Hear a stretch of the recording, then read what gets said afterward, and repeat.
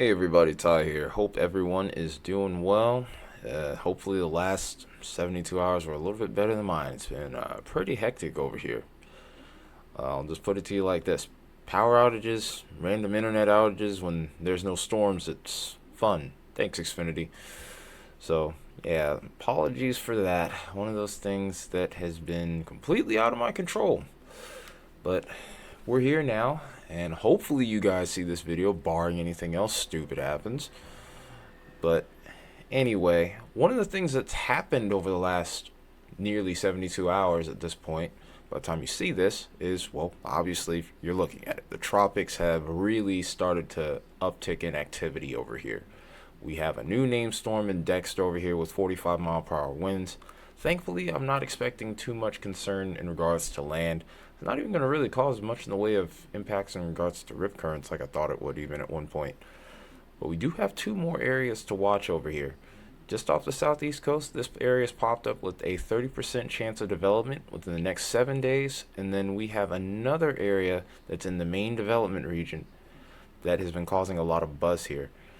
Whenever the main development region starts to cook here, you always got to watch these, because depending on how the high pressure is set up, which is usually right around this region here, could really determine the steering of this system, especially depending on its intensity. And we'll get into that a little bit later.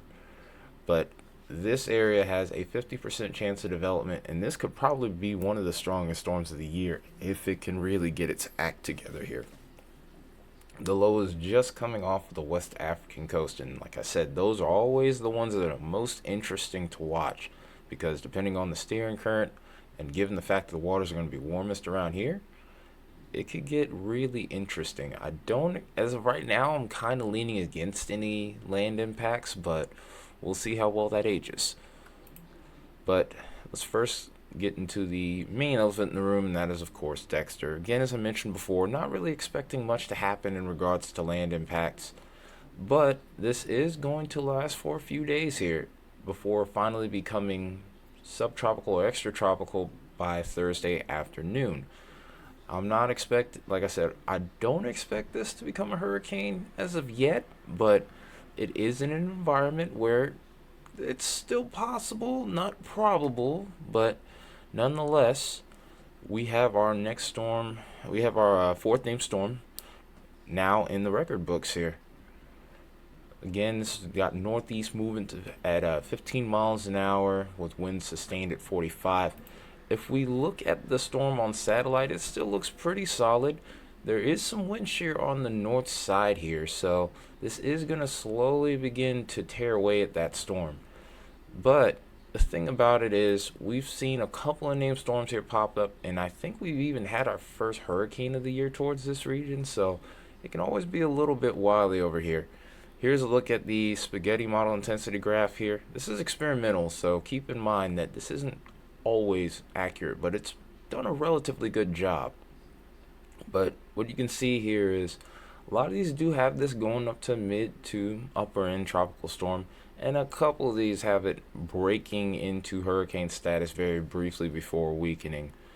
So again, not really much of a threat to land. It's going to be essentially a fish storm, but nonetheless though, like I said, another named storm in the record books. Here's a look at those sea surface temperatures that I was talking about earlier. It's still plenty warm out here, and it's going to continue to be that as we go forward. It's not really, again, until we get towards Thursday afternoon where we start to get into waters that are less hospitable for this storm system to develop. And then, of course, once it gets in these colder waters, it's pretty much a done deal. The biggest issues that this storm system will run into, I believe, will have a lot to do with wind shear. And you can kind of see that those strong winds kind of blowing off to the north here, almost in a northeasterly direction here. So this is going to help keep that storm moving at a brisk pace, which will in turn kind of help it stick around. It's not going to weaken all that quickly. But either way, though, I would expect not much of anything out of it. Dry air, I think, will also be a little bit of a impeding factor as well. There's already a lot of dry air around the center, and I would expect that to continue to be a prominent theme going forward, especially as we continue to see this race off to the north and east. So As far as this storm's concerned, Dexter, not really too much to be concerned about. It's really those other two areas that I'm a little bit more interested in right now. We have the 18Z and Ensemble run coming in, and for right now, the areas that we're looking at, wind shear is relatively light, and it continues to remain light over towards the deep south after that frontal boundary passes over here. So one thing that it will do, regardless of whether this develops or not, it's going to increase the rainfall over the deep south, which is kind of something we don't need, considering the fact that we've been in that summertime special pattern that, or at least that's what I like to call it, where we have persistent afternoon thunderstorms. But these storms are fueled by Gulf moisture here, so you sometimes will get those tropical downpours, and depending on where you are, you can end up getting a little aerial flash flooding, and that could be a bit of a problem, to say the least. My area is actually a great example of what that would be. In fact, we're under an aerial flood watch right now. Over here towards the main development region, this is probably what I'm most interested in, is this feature that's anticipated to continue to progress off to the west here.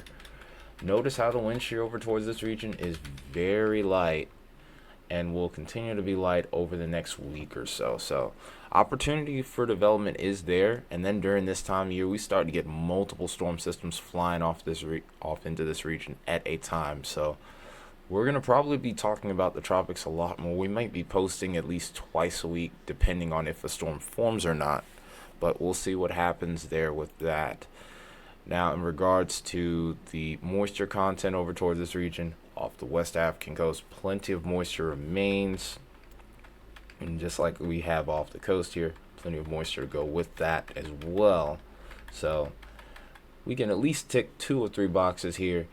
I think the window for development with this area is going to be a little bit shorter than what we would have over here, obviously. There is some dry air that could impede potential development, but I would say that that's a little bit more few and far in between in this case.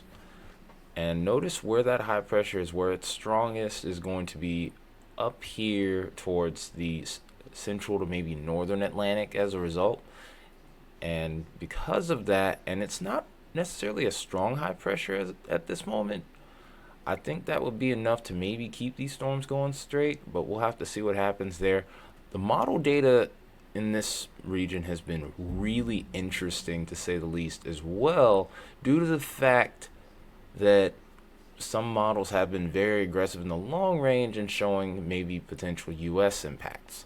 Now keep in mind, those models are looking 10 to 15 days in advance, and I'm not one to really jump on the bandwagon here if it's 10 days out or more usually.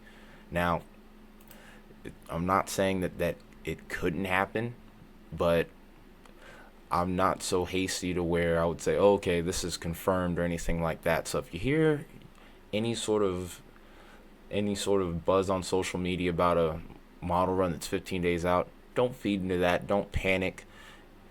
Keep an eye on it. Tune in here, of course, because we'll keep it real with you here. But don't go as far as to start getting sandbags when the storm hasn't even formed yet, at least. But you can kind of see it here on this model. This is showing our areas where we're likely to see low pressures beginning to develop here. This was what would end up becoming Dexter here. And notice how we see a little group of those red numbers. Those are low pressure centers right there beginning to form off the eastern coast here. Like I said, not expecting much in the way of impact here, but notice as this begins to run a little bit further along here and we keep the loop going, look over towards the main development region. We have something begin to pop up here. And from that point, that's where things kind of get a little bit more uncertain. And it's going to be due to the fact of this high pressure here. It's not a strong high pressure. So again, I'm really thinking that there's a possibility that this could get a little bit closer to land. This ultimately could still get steered all the way out to sea here. But in the case that it doesn't, of course, we're going to be at least maybe doing 2 updates a day as of right now, just in case. It's kind of a safety measure, but there is a very good opportunity for development towards this region, especially once we start to get past the Antilles here. So definitely going to be paying close attention to that. with this update, we're going to kind of keep it brief here. We're not going to do the European ensemble comparison in this one. The next next outlook, which will be in a few days, we will definitely get more in depth. But notice the activity that we're seeing right here. Holy cow. This is where Dexter formed, and we're going to continue to see him propagate off to the northeast. Our next potential name storm could be here off the east coast here. Some of these have it dragging out to sea, some of these go on to land, but for the most part I would expect impacts to be relatively minor, at the most rip currents, if something does indeed form. Now, towards the end of this run is where things really get interesting. Again, I want you to divert your attention over to the main development region. Look really closely at the path and notice how once we get further out, some of these are fanning out to sea, others are kind of pushing a little bit closer. Then there's a whole bunch of other low pressures that pop up here as well. So it's kind of a mess as to what we could see from the main development region right now and where exactly it goes. And this again is the main reason why I don't latch on to particularly just one model in this case. Even for the sake of video quickness, I still wanted to make sure that you saw this so that way there was no panic to be had here. But this is all I got for this video, and I appreciate you guys being patient with me. Because, man, jeez, talk about unlucky this weekend. But hopefully you guys get to see this one. Until then, it's been Ty, and I hope you have a wonderful rest of your Monday, and you shake off Monday blues like I'm trying to as well.